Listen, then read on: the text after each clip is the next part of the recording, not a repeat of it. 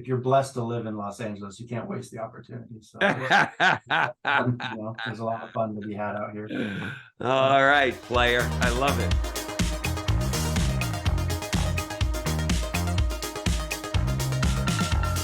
All right, welcome to another edition of World Class Mindset. And we are not at a loss for finding incredible people. And I have someone with me here today who I have known now for many years. I think we're going on at least 7 years, approaching that decade. He came to our incredible company many years ago, like I did and many of us did, started in sales. And by the way, Sean, I don't know if you know this, they say statistically 75% of all self-made billionaires started in direct sales, right? You're not surprised. I'm not surprised by that. He's from Oakland, California. I'm glad we get a little West Coast in the house here today, Sean. I'm excited to share him with all of you. And we were talking before the opening of this broadcast, and in our business, we get into the insurance business because of residual income. And generally, that is not something that as an owner, Sean, you see. You were here how long before you saw one, Sean? As an owner, I just got my first residual release about a week ago. And how long you been an owner? 3 years? As an owner, I just hit 3 years. Okay, I'm super excited, Sean, to have you in this room because you are not just an entrepreneur. You're an incredible human being. I've gotten to know you, your partner, Mika Cohen and David Cohen. I grew up with David 40 plus years, and to take you in as a partner, obviously lots and lots of trust, lots and lots of great relationship built between you and them. And you have added significantly to that business. In fact, I'm really anxious to hear about some of that memorabilia that there behind you as we get into this broadcast. But let's start off with, Sean, I want to try to go back, if I may, with you to when you were a little kid there in Oakland, California. What was it like for you growing up as a kid? Growing up, like childhood in Oakland was, this is Oakland in the 80s. I grew up in a good working class family, but my parents got divorced when I was 6. My early childhood was very family oriented. My grandmother on my dad's side lived across the street. I was over at my grandmother's, 5, 6, 7 days a week. I can feel it already that a lot of the love that you got and the influence you got was from grandmom and from what you were going on there. What about your mom? Was your mom involved or? So I grew up, my mom, my grandmother were the figureheads of my life, and my dad's side of the family. My dad was there about the time I was 5 or 6. They got divorced. She had to make some tough choices. So I think I was 7, 7, maybe 8. And my mom just couldn't afford 2 kids. So I went to go live in Texas with her sister, with my aunt and my uncle and my 2 girl cousins. And it turned out to be a blessing. As a kid, it just seemed like an adventure. When you hear it as an adult, right? Because I know my story is similar. But as a kid, you really don't know it, right? You're 7 years old. It's an adventure. I'm going to Texas. So now, did you acquire some role models there? Like, where did you start to dream a little bit or see role models as you're growing up? What happened there? When I was 7, I went out there. And I really think, you're 7 years old and I'm flying with 2, 3 stewardesses a couple times by myself. So looking back, I think that some of this had to do with my nature. And I think I learned how to flirt when I was 7. Hanging out with, I don't think they allow that anymore. I don't think you can be that age and fly without parents or whatever. Yeah, you have to have a parent with you now. You mentioned role models. My uncle, this is on my mom's side of the family. So I'm living with her sister, my Aunt Robin, my 2 cousins, Abby and Sarah, and my Uncle Calvin. And Calvin was my first male father figure role model. And he was a good, big car salesman. He taught me manners, and it was Texas manners. So it's very different than we got here on the West Coast. Please, thank you, sir, ma'am, just the way that we don't really speak. And it's South, maybe. He was gone a lot because he worked a lot, but he provided for a family. And that's not something I had a visual of. As a kid, you don't think about that stuff. But I read a book, No More Mr. Nice Guy. It talks basically about how the men today, the problem that a lot of us have for the last 100 years is that we don't necessarily see our father figures work the way that we did 200, 300, 400 years ago. And what I really picked up from that was just he went to work and then he comes home and he's there. He's very charismatic guy. But I think I spent about a year with them. And then my mom was in a position where I could come back. So I come back to California, and I'm living with my mom, my grandma on my dad's side, and my sister. I go from living with three women, my aunt and my cousins, because my uncle was at work all the time, to now I'm living with, again, three women, my grandmother, my mom, and then my little sister is 6 years younger than me. You're in this home with all these women, and now you go to college, Sean. What did you do? Then I went from a life of having to a life of having not having anything. And so we're all sharing a small bedroom. I wound up having to move back to Texas one more time. And so this push-pull really set me up mentally. And I think that's where I first started to see these things. And then I went to the Air Force. A lot of people don't know I spent almost a decade in the military. Wow. Thank you so much, by the way, for your service, my brother. Yeah. So 8 years in the Air Force. Did you fly jets like on Top Gun? Huh? I got to take photos with them.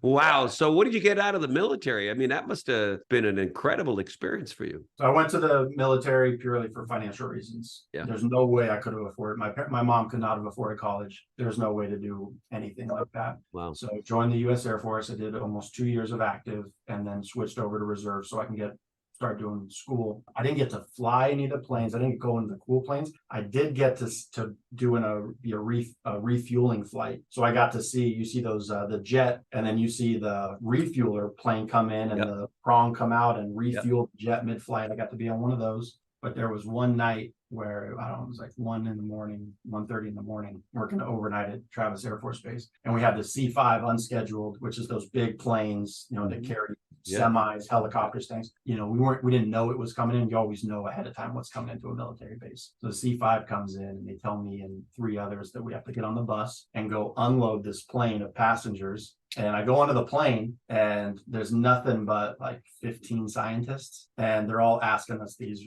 random questions. I've never seen anything like this, been part of anything like this, 8 years in the military. And they're asking us, like, how quickly does the temperature change? How drastic is the temperature change? The wind direction, all this stuff. I'm not from that area. I was a reservist at that time, so I lived in Santa Barbara. I'm just commuting to do my time. We deload them, and then we have to put the plane where we would put planes that have bombs on it. And the back of this plane, this is a plane that can handle tanks, like multiple tanks. All it has is one crate, a big yellow box on one crate, and this thing is strapped down like 10 times what would be required to strap this thing. I was always curious. You never found out? Did you ever find out what it was?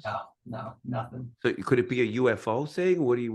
No clue. And we will never know, right? Thank God we never know. Thank God we never know. So now I'm out of I'm still in the military. I switched to reserve and go to school, and I go to UC Santa Barbara studying economics. UCSB is the first exposure I have to like serious money. University of California, Santa Barbara, most beautiful place in the West Coast. You would have loved it, Eric, if you'd never been, because the school is on the beach, several classrooms. You can walk outside and you're on the sand. You can surf. You're watching the surf. I do something that I 100% cannot afford. I join a fraternity and have the time of my life for the next. I never got to do the damn fraternity thing. I never. So what was the fraternity? Did you head up the fraternity? What'd you do? Yeah, no. So I'm older, not old, but like I did 2 years active. So I'm starting college as a 20-year-old, and then I'm joining a fraternity as a 21-year-old. It did a lot for me, mentally, because everybody naturally kind of looked up to me in my pledge class, and so kind of put me not in like a leadership position. I'm just older than everybody, and I could buy everybody beer, so everyone loved me. And so in the fraternity, no one really wanted to haze me that was already in the fraternity, because I could buy beer, right? And it's fun, it's good stuff. It bonds people. It gives you memories for life. Yeah. So now what? You're into that changed your life. You're saying joining a fraternity began to change your thinking. Yeah, this whole, I'm seeing my uncle that's successful car salesman, but he's working his ass off for it to provide for his family. It's the first view I see of family, and me going back and forth to California where we're broke, and then to Texas where we got money, and the second time when I come back to California, we're living in a trailer park in a parking lot, maybe early 90s, and there's metal detectors. My thoughts going into 7th grade with metal detectors was that this is like going to a Golden State Warriors game. I thought it was like, cool, another adventure. I realized, no, it was... You had no idea. It's the hood that I'm living in UCSB and in a frat. So, of course, there's the haves. There's people who grew up with some real money, that grew up where their parents are buying them very nice cars. I'm making friends. So is this where you're looking at these dudes and you're saying, I want a piece of this. Now you start getting juiced up. Now you're getting motivated. Yeah. Now I'm thinking like, okay, I saw like a good middle-class family, my mom's side, that had some money, they could play and have a good time. But now I'm seeing that high level, like the Ferrari level, the luxury level, the Robin Leach rich and famous level, where I'm over here still in the military reserves. I'm working full time at 24-hour fitness to learn sales, and I'm going to college in this fraternity. Meanwhile, these people, their parents can cover everything. They got a credit card, they got everything set for them. And I'm thinking, okay, this is where I need to figure things out. This is where I need to network and learn and build relationships. How was your discipline then? Were you willing to do things that others weren't? Did you start to read and grow and do things others weren't? Yeah. And so I think the military kind of gave me that sense of discipline and sticking through something, whether it's boring or tough, whatever, you got to get the job done, kind of that mentality. And I'll never forget in history class in high school, my history teacher, Roger Perry, said, if you go to a junior college here in the Central Valley, you're going to be around kids who grew up right here and their parents are right here, and you're going to learn the same stuff. If you go to Harvard, you're going to grow up around kids whose parents could send them to Harvard. It's all about the networking. It's not about the education. The education is not going to change that drastically. It's about who you meet. I felt it at that point. Like I felt, my best friends, amazing people, their parents were amazing people. And that was when I really I knew I needed to do what it took, whatever it was, to get to these higher levels. You said something at the beginning that direct sales, 75% of billionaires are self-made billionaires started in direct sales. Yeah. So I didn't know that. I just knew I needed to learn sales. So I started working at 24-hour fitness. I got a job in sales at 24-hour fitness in college. Not to throw any timelines off, but I got hired at 24-hour fitness as a 21-year-old. This is on the peak of my party days. And I'm hired by a guy named Derek Johnson, who we will officially promote to SGA in about 2-3 weeks as our first. Wow. Oh, he came to work for you. Came to work for us. And turned around and recruited him. Look at you, you savage. You love it. Build great relationships with great people. And then you never know when a door opens for them and for you, obviously. If I didn't join that fraternity, I don't know that my mind would have ever gone down that direction of getting into sales. So what did you do? What did you do to strengthen up your skill set?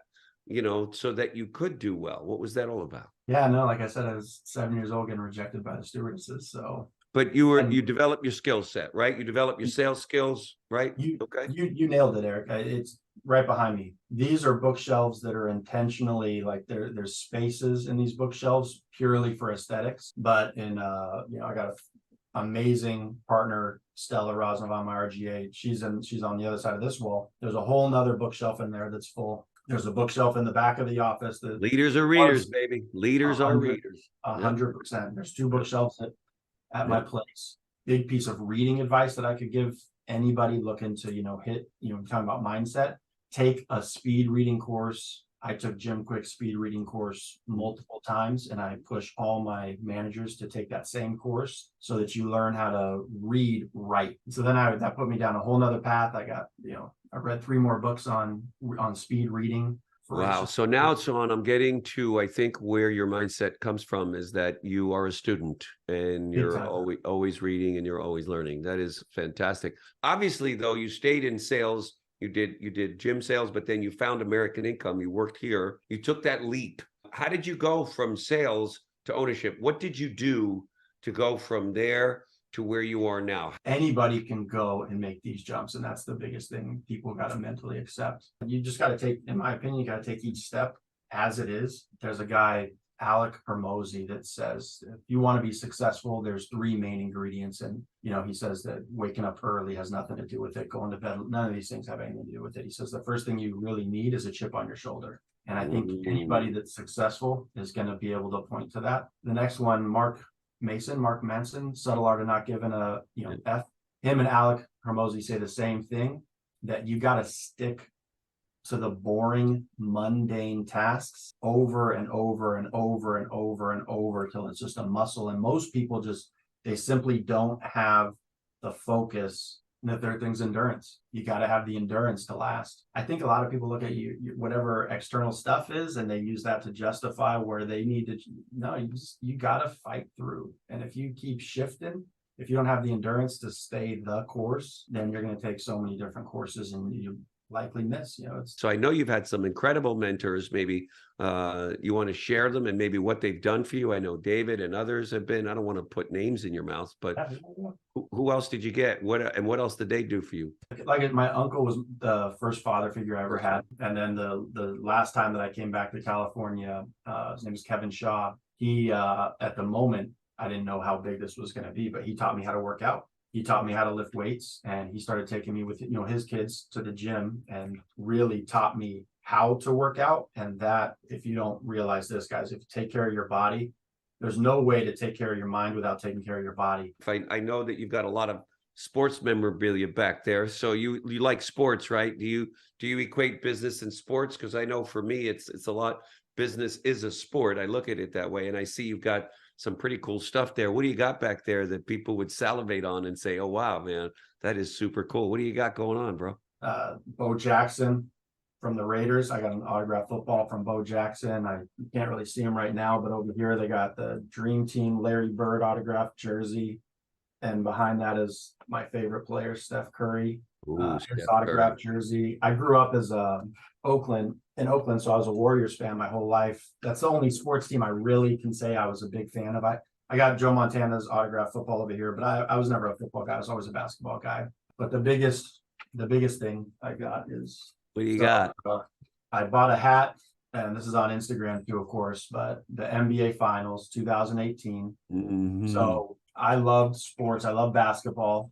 But I was probably 2013 or 2014. I told myself, and this is just in my head, but I couldn't get it out. I told myself, back in the day, the Romans, the Colosseum, all that stuff, the emperors used to have those events at the Colosseum because they wanted the poor to stay poor, and they were just a distraction for everybody. And I just got it in my head. Like I saw my stepdad back when my mom got remarried, and all he would do was veg out on Sports Center. I just saw this guy, that was his life. He'd come home and he cared about, all this crap on Sports Center, all these teams, he cares about the team. And that was his life. And so I remember when I was like in 2013, I said, I'm not watching any more sports. I'm not watching millionaires make millions while I'm still trying to figure sitting here out. Struggling, right?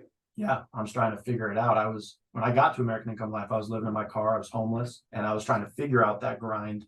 I told myself that I'm not going into these distractions. I'm not watching TV until. Is that what it was, Sean? You felt they were a distraction for you, right? Right. Yeah, just like back in the day, like this is what they did with back in ancient Rome times. Roman days, yeah. Yeah, and then so the reason this hat means something to me is because the first game I watched was when I took my mom to the 2018 finals, because she was a huge Warriors fan. And that's the only team I grew up as, going to those games. I went to the Warriors games with my mom. That's the first game I saw for about 5 years, was when I could finally take my mom to the game. Your mom. Now I'm good. We're back in a place to where I feel comfortable that I can ease up a bit. I think that childhood also set up the mentality. I don't know if you ever do this, Eric, but I always, even to today, operate out of a sense of fear. I might have debated you on that a little bit, because I always thought of fear as bad, but I've since matured and realized that fear is good if it's used properly. Fear is to respect. Fear actually motivates us. It pushes us. It drives us. So we should respect it. I always believed what Bernard Rappaport, who, as you know, I spent 25 years with, me and David Cohen, and he was like a father to me. He said, I'm no longer worried about you. I think you'll take care of yourself very well. But Sonny, and when he said Sonny, by the way, you knew you were about to get a lesson. You had to listen. Yes, sir. Okay. He said, but Sonny, it's not you I'm worried about. It's your people. I said, well, what do you mean? He said, I don't think you care enough about your people, and at that moment, I took great offense to it. And I obviously defended myself, well, no, what do you mean? I provide this, I give them this, I give them that. So I walked away from there, because he was such a role model to me, such a great mentor to me. But I went back and I thought, and I said, you know what, he's right. And then from that moment on, I started to realize that I need to care more about people, and that the more I care about people, the more they're going to care about me. And so, yeah, these lessons, right? These life lessons along the road, right? We've had them. When I say operating out of sense of fear, and how did I progress from, back sales to getting into owner. When I was first teaching and training. So you're moving up, in the leadership ranks, and you're learning leadership, and hopefully you're reading the books, because they really do help. They make a huge, huge difference. I used to always think, what if on this day to go with this new person in the field, the people, if I don't go this time, what if that is the day where me and Eric make the presentation that gives him enough money to last one more week, and in that week something clicks and he figures it out, and that gives him a career that goes another who knows how long. And I just, when I'm a supervising agent in our business, these titles, general agent, all these, I couldn't escape that. If I go this time, who knows what that's going to do and click for this person. And so I couldn't not go in the field. And like I said, when I was new, I was living in my car, so I didn't have really anywhere to go. But the other thing that I later learned about fear, the way that I now rationalize it, and I don't remember who I heard this from, I wish I did, but they said, whenever you're looking at your life and you're, from a financial perspective, your business, whatever, ask yourself your feelings. And if you feel fear comes from lack of knowledge. In our business might mean you need to go make more presentations. You might need knowledge from going and get more rejection. But if you feel actual fear, then it's a lack of knowledge. And so now, once you've identified that, now you know what to do. Now you have a strategy, go get knowledge. And it said the other thing that people will get, and if you feel like your emotions are not fear, if they're not that, then they're likely anxiety. Then anxiety means you have a lack of prioritization. You don't know how to prioritize. You have the knowledge. You need to decide what's the strategy for you to focus on. You have anxiety because you can't prioritize the strategies in your head. So you don't know which way to go. Get knowledge, move forward. But I heard a couple of years ago something that made sense. Applied knowledge is power. Like, I can know what to do, but if I don't apply that knowledge, I might as well not even have learned it to begin with. I love how you've kind of reshaped the definition of fear, that fear is good if you use it, but fear can be bad in that it can paralyze you and keep you from moving forward. But shout out to you for using fear in a very positive way, how you embrace it that way. That's really, really cool. You took a risk. You said, here I go. I'm going to be an owner. What was that like? I think that's where the mentors have really, really kicked in, that were like more so in this business.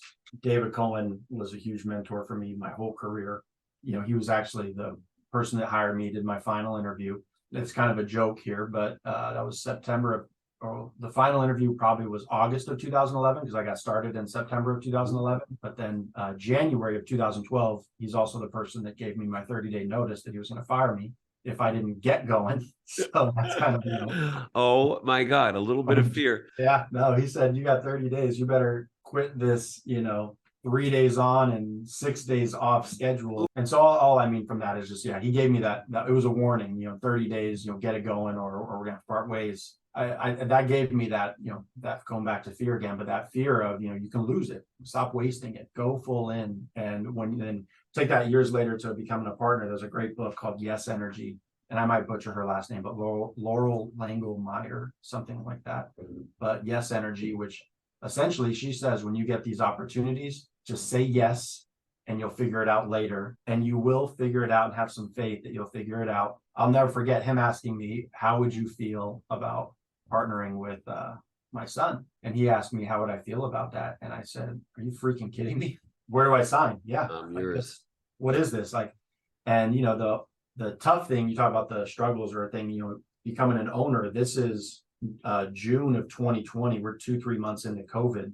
There's just that thought, the company shifted gears and we were selling on Zoom and call it a week and a half. But that didn't mean that we were all good at it and we could all train on it and we could scale on it. In my head and then out of my mouth, yep, let's do this. Not a second thought. Let's go, whatever it is. And he said, hey, just so you know, like, we're down this year. And so he just kind of said, just so you know, there's the chance that there's going to be months where you're probably not going to have a paycheck from the business. It's a possibility. Just, are you okay with that? And I said, Mr. C, whatever it is, I'll figure it out. And we did.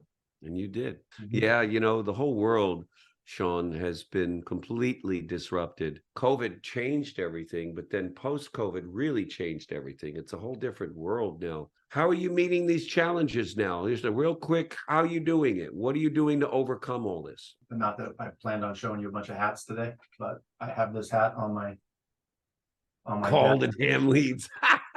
So, one of Ain't those that where- the truth, Sean? yeah. Call the damn leads.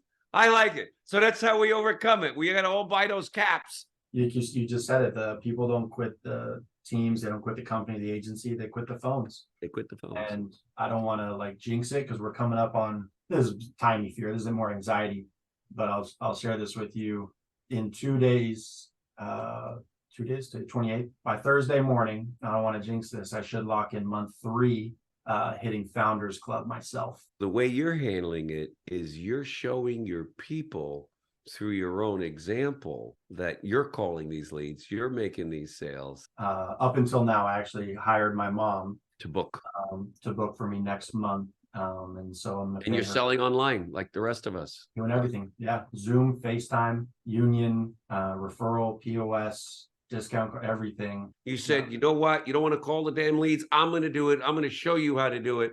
And by the way, Sean, I hope you're having people watch you and mentor with you so that they too can go and do it. And I'm sure they are, because I know you're having a good year. So yeah. I'm so glad that we got together and got to share you with the rest of the world. I just want to kind of, if we can, end this broadcast, some advice that you can give to everybody watching this out there who are a younger you. Like, what would you tell yourself, the younger you, and what would you tell people right now, what they could do to live this great life? One of them is always be responsible for the energy you bring into the room. What am I going to bring? What am I going to contribute into this, Amen. You know, whatever that environment is, and make sure that you do your best to have it be fun. I think too many people get bogged down with, do they enjoy what they do? And they forget, like, it's not necessarily the task, it's the environment and what you bring to that environment and contribute that's going to I love it. So bring that right energy and have fun. Make it fun. Yeah, because you know, whenever I hear that grind, I don't know that I want to grind all my life. I don't buy into that stuff, man. I think that you grind. Brennan Burchard said this, and that's my other biggest mentor. When I got certified as a performance coach with Brennan Burchard almost 6 years ago, he said this. I never forgot this. I tell my team this, that if you become that grind guy, you're going to be numbers to your people. And over time, you're just going to go from numbers to number. And I think that's one of the biggest causes of failure. And yeah, I think if you want to speak like how to miss, you know, how to go hard and, you know, you grind, but you miss the mark when you look back, it's when you go for numbers, grind, and then you've become number over time for yourself, your family, your team, whoever that is. I think that's how you kind of miss. Love that. Sean Velasquez, I love your humility. I love your passion. Great having you in here, my friend. I look forward to seeing you real soon. We got a meeting. What do we have? When do we have our next get together coming up soon? Is it Cancun? Good stuff, Sean. Great having you here today. Blessings to you, my friend.